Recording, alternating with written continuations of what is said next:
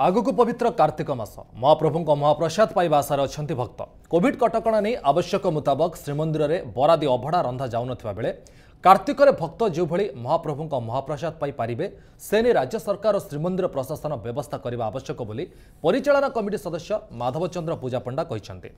दीर्घ 7 मास भक्त मैंने सरकार को कोविड कटकणा महाप्रभु दर्शन वंचित अच्छा तेणु महाप्रसाद टिके पाई परम तृप्ति पाउथिबा भक्त एने स्वतंत्र व्यवस्था करा दाबी होइछि।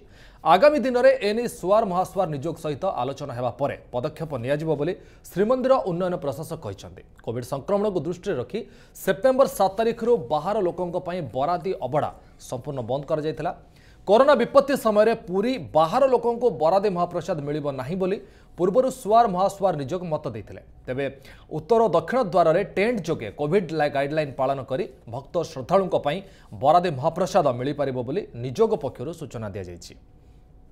नहीं वर्तमान पर्यंत तो हटेनी प्रशासन निष्पत्ति नेले से प्रकार में जो व्यवस्था दरकार पड़ो जमी गुंडीचा रथयात्रा समय गुंडीचा मंदिर में श्रृंखलित भाव काउंटर करा जाए कि टोकन सिस्टम माध्यम करा जाइथिला से प्रकार मध्य जदि प्रशासन जिला प्रशासन निष्पत्ति और मंदिर प्रशासन निष्पत्ति हेले से ऊपर आम व्यवस्था करें। वर्तमान जो महाकार्तिक मास जगन्नाथ भक्त मैंने सदाबले चाहती दुईटी जिनिस गोटे चाहती दर्शन एवं आउ गोटे चाहती महाप्रसाद दर्शन नहले ना महाप्रसाद पाईगले से जगन्नाथंकर कृपा जगन्नाथंकर आशीष से पाई जाती।